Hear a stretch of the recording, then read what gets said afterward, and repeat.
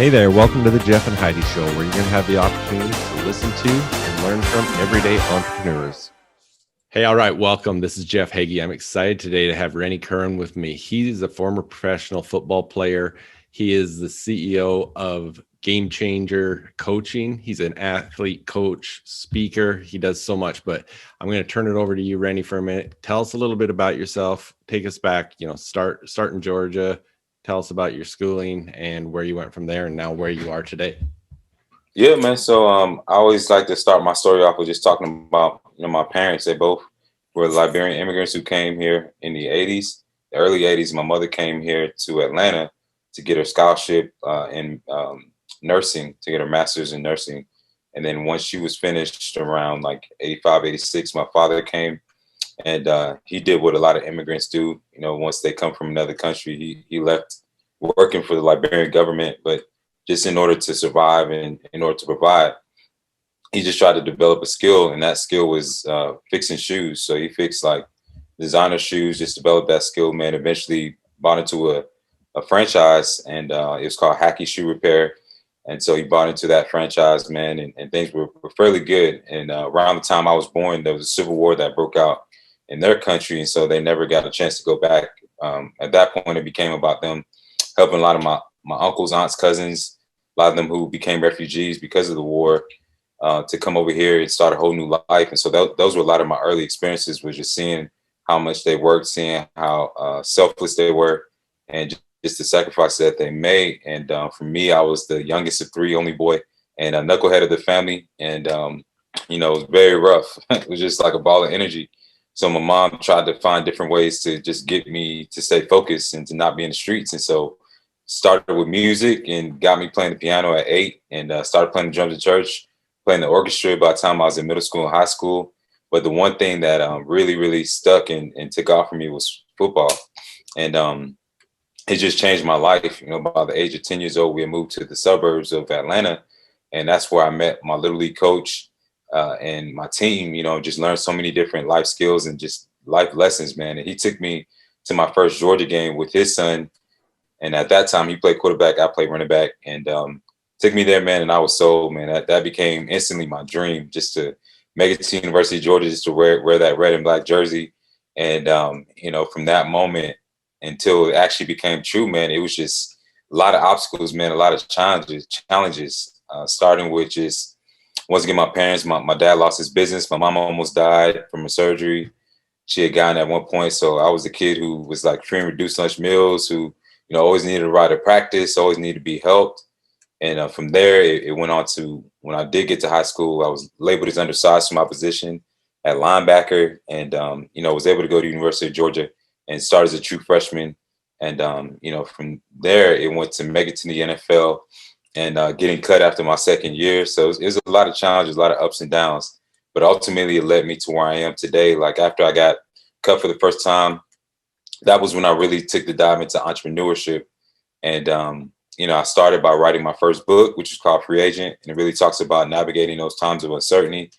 And then from there, that created the platform for me to get into speaking, and went on to play with the Tampa Bay Buccaneers up in Canada, with the Edmonton Eskimos and BC Lions. But from there, man, I started working with guys like Jon Gordon, and really just diving deep, man, into the world of personal development, leadership, and really just trying to take things to the next level. So got certified in coaching as well, life and business coaching. So started my coaching business, Game Changer Coaching, where I work with athletes and business leaders in the areas of leadership, team building, and performance. And I've been doing that full time since 2017, since I tore my patella tendon. So yeah, it's been a journey, man, but I can't complain at all.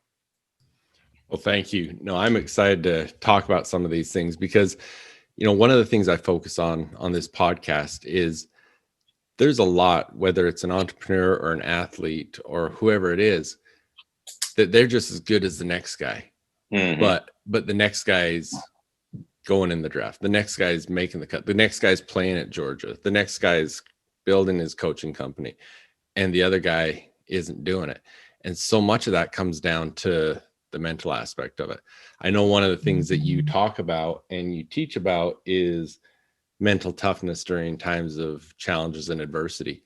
Yeah. I'd just like to get your thoughts on that, on that separation on how we can separate ourselves through mindset or mental toughness. Yeah, I mean, there's so many different ways, and when I think about, just mental toughness, why it's important, those moments where like it really plays a role in the trajectory of your life. Because I think about life in terms of the trajectory, not in terms of like events that happen to us. Like if you look over the course of any individual's life, you can pinpoint certain times, a certain pattern, right? Certain tendencies in terms of the ways that they deal with things, that even the people they have around them, like the area and the environment, how all of that leads them to a certain outcome. And so when I think of like mental toughness, man, I think about all those moments when life throws you something, right, that tells you to give up, or life throws you something that's out of your control or isn't fair. It's like based out how you respond to those moments over the course of time, it leads you to a certain path. And so it's so important, man, just uh, how you view challenge, how you view challenges, how you view setbacks. It really does play a major role. So are you somebody who sees opportunities when you see challenges, or are you somebody who catastrophizes things? So that's the individual. I'm sure you've met somebody like this who they face one obstacle and all of a sudden the whole entire world is over. There's no way out. They have no other options. Like this is just it. Life's over. There's no reason to keep fighting. There's no reason to even try, right? And so those are typically the individuals who have that fixed mindset that end up not, regardless of how much talent they have, regardless of how much knowledge they have, and even how much resources they have, they end up not ultimately fulfilling their potential. But it's the people that I've seen who've had that growth mindset, who can look at a situation and say, man, this didn't work out the way I wanted to, but this isn't the end. Like there's another way, right? There's another option. Who can I find right now that can give me a solution? Like those are people who, regardless, right, of their circumstances, regardless of how much money they have, regardless of who's in their life, whether that father is there or not, like they tend to find ways to transcend and overcome their circumstances, man. So that's some of the things that I love to talk about when it comes to just mental toughness and having that growth mindset and being able to overcome challenging times. Thank you. That's great. I work with a lot of young athletes, student athletes that have the big dream of playing at Georgia, whatever it is. Mhm. And they think that it's all I've got to put in the practice, I got to put in the reps, but they don't realize the part that they've got to practice this part too, the mental toughness, the Mhm. creating a growth mindset and stuff. So what would you say to a young athlete on that? What can they actually do to work on those things and improve themselves? Because they, even if they're not the ones that are quitting after the first Mhm. hit of adversity, they still might not be mentally tough enough to get to that next level. What would you say to that? Right. I mean, a mantra that I live by, and one that I always tell, whether it's athletes, it's business leaders, anybody that I speak to, I'm going to tell them this saying right here, and it's operate at the level of your vision. Where's that place at that you want to go? Where do you see yourself 10 years, 20 years from now? And are you operating at that level?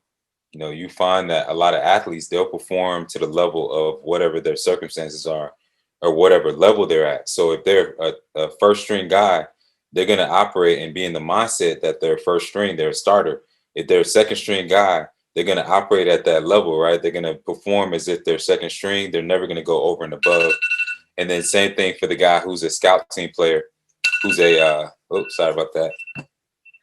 Same thing for the guy who's a bench warmer, a guy who's probably, he may or may not hit the field. They're going to operate at that level. But if you're a bench warmer, right, can you put yourself in the mindset of being that starter? And can you operate that way? Can you approach practice that way? Can you approach the film room that way?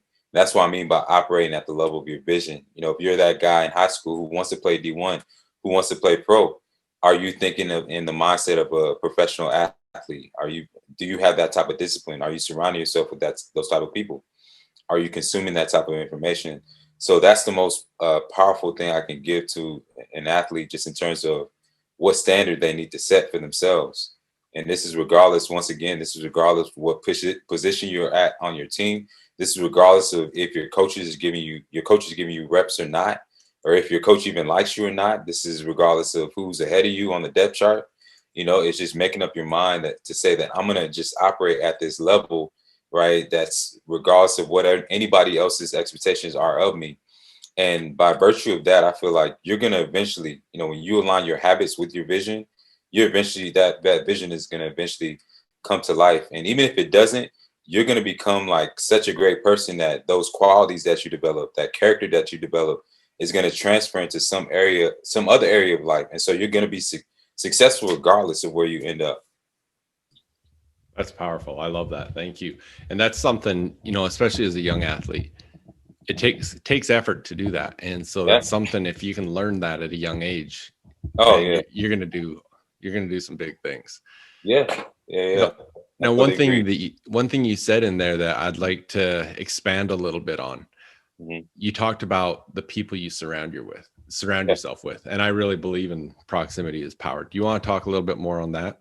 Oh yeah. I mean, the people you surround yourself with, that's probably played the biggest role, one of the biggest roles in my life. And is not only the people that I surrounded myself in terms of success, but it's also the people who I observed who weren't successful. The people who, like we talked about, had the potential to do certain things, and because of whatever reason, they didn't accomplish that, or they got there and then they lost it. Right? That taught me even more than seeing those who were successful did, because I was able to look at them and just say, man, I don't want to go down that route. I don't want to be a coulda, shoulda, woulda. You know, I just learned so much about just the importance of not only discipline when you're facing tough times, but also being able to handle success. And then also just in terms of understanding myself and the things that I didn't have, right? It's like I went out and I sought the gurus. I humbled myself, and I just went to them and I said, man, hey, I need your help. Basically, like I may not have always said it, but I showed up to where they like knew, like if I didn't have them in my corner, like I wasn't gonna accomplish anything. Like, because my parents didn't have the money, man. Like my parents didn't have the money for extra training. My parents didn't have the money to pay for for me to go to this camp out in whatever state. And so I literally had to find the people that were within my community who were the best of the best. And I just had to be around them, man, and have that humility. And just when I got that opportunity, work extremely hard.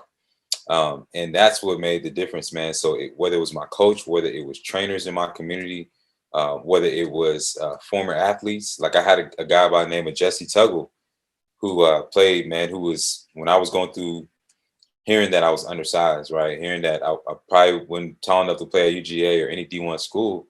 He was a guy who was in my community, man, who played for the Falcons and played 15 years. We were the same height. And I met him once at the place that I had trained at, man, and I constantly would reach out to him, man. He invited me over his house, man. I showed up, watched his film with him, just gained knowledge. And I would constantly, man, would reach out to him like, hey, Jesse, you think I could do it?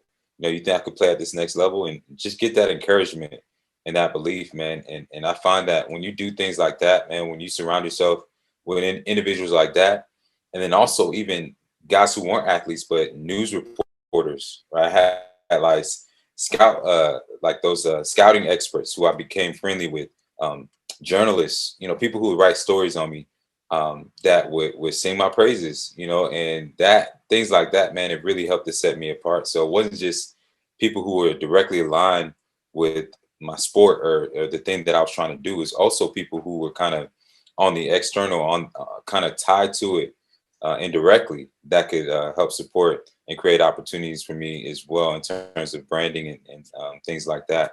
So it was everything, man. And I still approach things like that as an entrepreneur.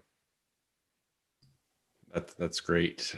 This all kind of ties in together. It's all part of the same thing, but talk some more on one, the importance of confidence and belief in yourself, but also how do you build that confidence and how do you keep confidence when things don't go your way, when you fail? Yeah, yeah, yeah. I mean, wow, yeah, that's everything. Like you can't go anywhere in life without that confidence, without that belief or that certainty in yourself. And I always, the saying always goes, man, if you don't believe in yourself, you can't expect anybody else to. Like you really can't. And for me, it really started with being able to just block out the negativity, really tuning into my own self-talk. Like, how did I view myself? What was my perception of myself? And that starts early, from your childhood. Like, when you start to develop those narratives, when you start to develop those stories about yourself, when you have interactions with, whether it's a coach, whether it's a teacher, whether it's a moment where you're in class, your teacher asks you to stand up and talk. We've all had that moment, right? And it may not go well. It's like, what's the conversation, or what's the thing that takes place, the internal conversation that takes place after that? That's one of the places where I believe like confidence really starts, and just having the right people around you. My parents were always encouraging. Also, faith played a major part in building that confidence. Just understanding what God says about me, all those things played a role. So you have the environmental factors, you have the internal factors in terms of faith and in terms of your self-talk. And I truly believe that one of the greatest ways to build that confidence is just going to work. And only the work that you put in, the things that you overcome. It's like every time, and I'll give you the perfect analogy, man. It's like, when it came to the weight room, it's like I would go in there, man, and in order to build that strength, in order to get to a certain level. I left high school benching 425, squatting 515, cleaning 320. And in order to do that, man, I had to put, every time I get a sheet and it said, 200 pounds, I'm putting 225 on. So I'm going a little bit above the call of duty of what even I expect for myself. And it's like every time I would get that, I would fail.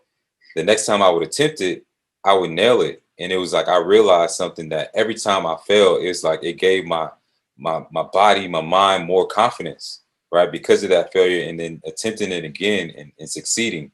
So it just built that momentum. And I feel like the same is true when it comes to confidence. When you put yourself in that position where you may not be sure that you can accomplish something, and then the next, you may fail, and then you go at it again, then you get it. It just continues to build that confidence, and all of a sudden you have a snowball effect, and it just becomes part of your DNA. And so I did that in the weight room. I did that on the field, man, just going full speed at all times, to where it just became my identity. I told myself that I was either going to make the play or I was going to be around the ball every single snap. And that just like became what I did. So it was like, it wasn't something I had to tell myself. It was just a way that I operated, a standard that I set for myself.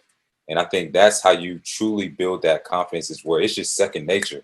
It's something you don't even have to think about. When you look at an athlete, right, those professional athletes, they're doing things that are people consider ridiculous, but in their mind, it's just what you do, because we've done it so many times. we eat, sleep, we crap this stuff. And so and the thing about it, when you're at that level, if you have not prepared, if you have not put in that time, you will be exposed. I don't care how talented you are, how good. If you're lacking in certain area, man, it like you can smell it. You can smell like lack of preparation. You can smell it. You can smell lack of confidence. You can smell like self-doubt at that level. So that's what I'll say about that, man. And that's how you go about building it. So I've always been curious of this. Tell me what it was like to be sitting there and say, at the moment they said, and the Tennessee Titans pick Rennie Curran. Yeah, it's What's a that like? powerful, it's a powerful emotion. It's kind of like, when you watch those movies and you see kind of that climactic moment where everything from the past like comes, to like they have all those flashbacks, and it goes back to those moments of those hardships, and it goes back to the moments of all those things that led up to that moment. Like, that's really how it is, man. And for me, it was just like all those times I heard no, all those times that I was in the weight room, all those times that like I saw my parents working extremely hard, just all the times that I thought that it was over for me, my career is over. It's just all flash, man. It was such a powerful moment just to get to that, just to hear that. And it's something that makes it's to where it's so much bigger than just getting drafted, right? Because it's not only you and the experiences that you've been through, it's like all the people who are tied to that, like my little league coach who would give me rides, my teachers, the ones who spent extra time with me, helping me pass a class or pass a test. It was like, all the people in my church, all the people in my community, who prayed for me, man, it's like they all won in that moment too. So it's like it's just a powerful moment, man, that really, really makes you reflect on life and just like where you're going. And then 5 years later, you realize like that wasn't the end all be all. It's just the beginning. So it's crazy. It's very cool. Um, where you're at now, if you could go back to your 17-year-old self today, what would you tell yourself? Man, I think the biggest thing I would tell my 17-year-old self is that you have to understand who you are. Like, you can't use a platform, you can't use your talent, you can't use that jersey to identify you. Who you have to ask yourself. And I know that would be a heavy question to ask a 17-year-old because your brain is your brain isn't even fully developed. But just really understanding your self concept, or just who you are outside of like how the world perceives you. I think it's so important. And if you have not, if I hadn't done that work yet, I would tell myself, hey, you probably need to get therapy, or sit down with, get counseling, and just really, really understand that. Because for so many of us athletes, like when we become good at it, right? Just like a lot of people, when they become good at their career, good at their job, that talent, whatever it is, that thing can become your identity. And whether you want it to or not, it becomes like, that thing that you cling to, almost that coping mechanism that takes you away from any of the early traumas you may have in life, or just anything that you may struggle with. Like that is what makes you free. But if you don't know who you are outside of that, then it can definitely lead you to a path to where you may struggle later on in life. And so I would say that to any athlete, any person who's in a leadership position, like really understanding yourself, who you are outside of just what you're known for, that title, that platform. And I think it really makes a huge difference. Thank you. So, with all this experience, the knowledge you've built up, the experiences you've built up, tell us more about what you're doing now and the message you're sharing and how this has all evolved and what you're doing. Yeah, man. So like I said, when I, look at my past, right, from the surface, um, it's like I was chasing this dream. I was chasing just becoming the best athlete possible, right? Getting to the highest level, getting to the NFL, getting to the second, third contract, so I could be able to inspire the community, so I could be able to help my family, and really just maximize my God-given talent. But when I look back now at a deeper level, I realized that it wasn't about getting to that highest level. It wasn't about just getting to the NFL. It was about becoming the best version of myself. It was about developing those leadership skills. It was about, all the people who I had around me. It was about being mission driven. It was about personal development, my mindset, all those things, man, that really matter at the end of the day. And so that's really my message, man, is, how do you take your platform? How do you take your gifts? How do take your talent, your resources, and really maximize it and align it with a vision that allows you to overcome any challenges that you face? So whether that's within an organization, whether that's an individual, how do you leverage what you have? That's ultimately it. When I look at my past, man, I leveraged every single thing that I could from this 5'11", 235-foot frame that I could. But not only that, I also looked at different ways that I can empower those around me. And whether that was inspiring a kid who was coming up, who was also doubted by his coach or whatever, like I was trying to find ways to have a bigger mission, right? And so that's my biggest thing, man. When I go out and speak to organizations, when I work with individuals, whether it's a coaching client or just a kid that I'm trying to mentor, I'm really trying to help them reach their fullest potential, but also help them maximize everything else that they have and align it with the powerful vision that can take them to the next level. So it's been a fun journey. Now getting to the place where I'm able to work with a lot more organizations, not just doing keynote speeches, but doing workshops and getting into like more leadership coaching. So yeah, it's been fun, man, especially being able to take some of the principles from the field and applying it to the business world. Love it.